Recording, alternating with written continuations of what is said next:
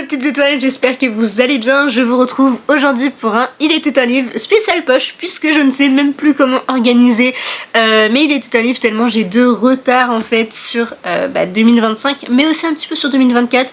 Donc je suis pas sûre de remonter aussi loin. Mais écoutez, on est parti, on a du pain sur la planche et je vous promets que ça va pas être si long. Ça fait peur comme ça, mais il y en a pas tant que ça, il y a déjà 2 sagas, donc ça va être assez rapide. Tout d'abord, nous parlerons de Ainsi gèlent les bulles de savon, écrit par Marie Vareille et édité chez Charleston. Ensuite, on enchaînera sur La femme de ménage, tome 1 et tome 2, puisque j'ai lu les deux cette année. Ensuite, nous parlerons de Les possibles de Virginie Grimaldi, édité chez Le Livre de Poche. Et enfin, on terminera cette vidéo avec le tome 2 et 3 de Campus Drivers. D'ailleurs, je viens de remarquer, mais je les ai absolument tous lus en audio, c'était pas du tout fait exprès, mais écoutez, je vais aussi pouvoir vous donner mon avis donc sur l'audio. Commençons donc avec ce roman qui va vous faire voyager, vibrer et aussi ressentir beaucoup d'émotions.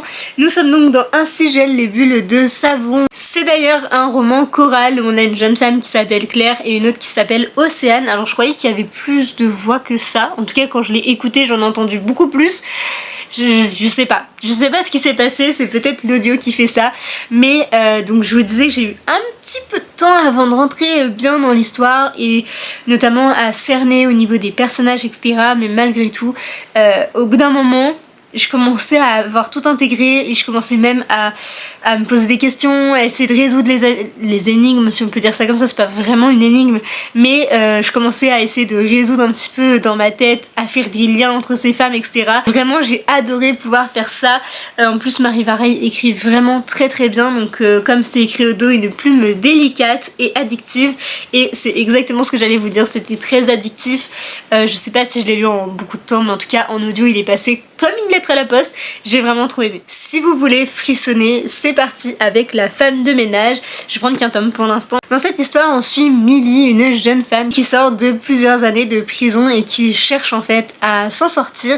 Elle fait tous les petits boulots possibles et imaginables, sauf que comme elle a un casier judiciaire, les employeurs ont un peu de mal à lui faire confiance, elle fait que de se faire virer et donc c'est pas facile puisqu'en plus elle n'a pas de famille, elle n'a pas d'argent, elle a pas de foyer, enfin bref, elle est vraiment donc à la rue, elle vit dans sa voiture, elle postule à tous les petits boulots qu'elle peut, dont au poste de femme de ménage pour la maison Winchester, où en fait cette riche famille de New York cherche une femme de ménage justement pour s'occuper de la maison et un petit peu aussi de la fille de Nina. Millie se dit c'est sûr je vais jamais être prise, enfin j'ai un casier judiciaire, c'est une famille super riche, ils sont tous, vous voyez les petits bobos quoi, sauf que Nina va lui laisser sa chance et donc elle va pouvoir être nourrie logis blanchi, je sais plus comment on dit, je crois que c'est ça, et donc elle pourra vivre au grenier, donc déjà elle aura un toit sur la tête et aussi donc un salaire, donc c'est vraiment super chouette, elle s'y attendait pas et elle est vraiment ravie de pouvoir exercer enfin un métier que quelqu'un lui laisse sa chance pour se réinsérer socialement. Sauf qu'une rumeur plane comme quoi Nina aurait essayé de noyer sa fille et qu'elle serait donc un petit peu dérangée là-haut.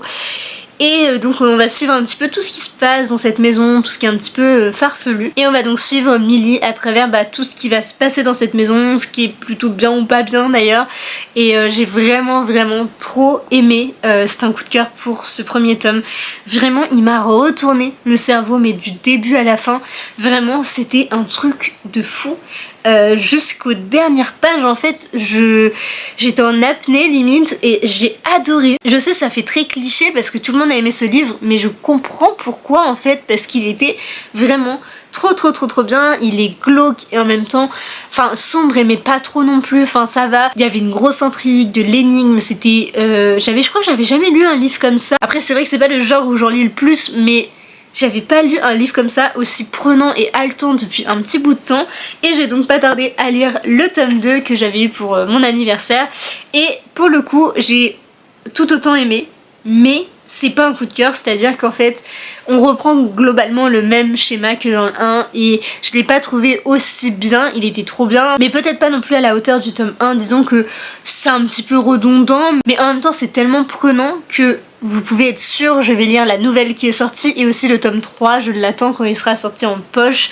Voilà, j'ai vraiment trop aimé ces 2 premiers tomes, même si c'est vrai que le tome 2 était légèrement moins bon, mais en même temps ça restait dans la même veine et j'aime trop le concept en fait, j'aime trop le côté très addictif, un peu glauque et l'écriture de Freda, elle est vraiment géniale. Donc voilà pour ces 2-ci, je vous le recommande à 100% mais il faut quand même se préparer qu'il y a un petit passage au moins au moins un passage un petit peu...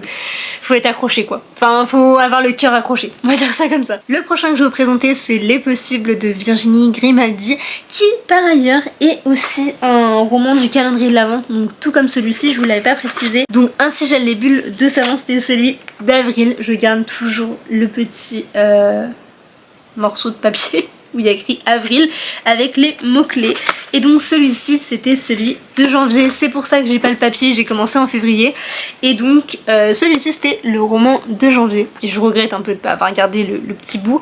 Mais donc si vous me connaissez un petit peu, vous savez que j'adore Virginie Grimaldi. Vraiment j'ai découvert ses romans il y a peut-être 2 ans maintenant. Et chaque fois que j'en lis un, en fait je suis fascinée par son écriture. Elle est trop douée et elle fait passer par tellement d'émotions, vraiment j'ai trop aimé. Dans cette histoire ensuite, Juliane, une jeune femme qui n'aime pas du tout les surprises, donc quand un jour son père l'appelle pour lui dire écoute, s'il y a eu un incendie chez moi, est-ce que je peux venir habiter chez toi, et elle dit oui. Mais du coup son petit quotidien va être un petit peu bouleversé, elle s'y attendait pas du tout et elle sait pas trop comment faire au début, surtout que c'est un homme farfelu, un petit peu excentrique qui dépense toute sa retraite dans le téléachat, dans les posters d'indiens et aussi dans des affaires qu'il trouve sur son chemin. Et Juliane se dit que Jean, donc son père, profite de sa retraite, il dépense l'argent comme il le désire, etc.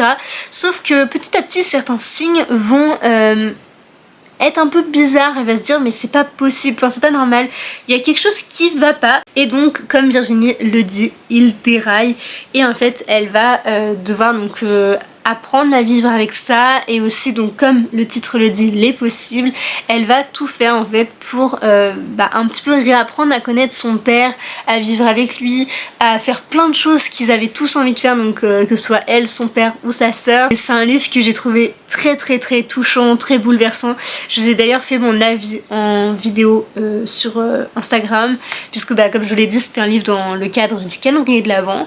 Et franchement il était waouh, il fait mal au cœur, mais à chaque fois de toute façon Virginie Grimaldi nous prend aux tripes et c'est ça que j'aime par-dessus tout avec ses romans. Et c'est aussi pour ça que je les enchaîne pas trop, parce que je veux garder ce côté où ça me noue à la gorge et que en même temps j'adore, vous voyez, j'adore me faire du mal visiblement, mais vraiment où ça noue le ventre et tu te dis waouh, c'est prenant, c'est beau, c'est addictif, mais en même temps ça fait mal parce que je sais pas, elle écrit super bien, ses personnages sont hyper attachants.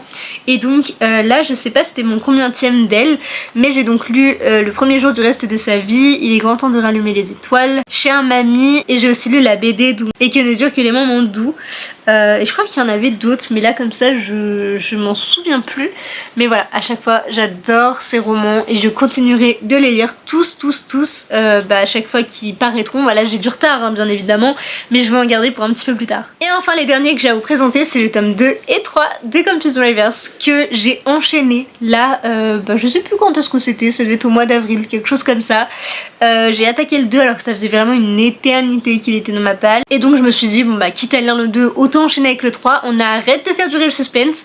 Et comme j'ai pas encore les livres de toute 4 et 5 pardon, et bien pour l'instant je les ai pas encore lus, mais voilà, ça y est, j'ai lu 2 et 3 et je suis très contente.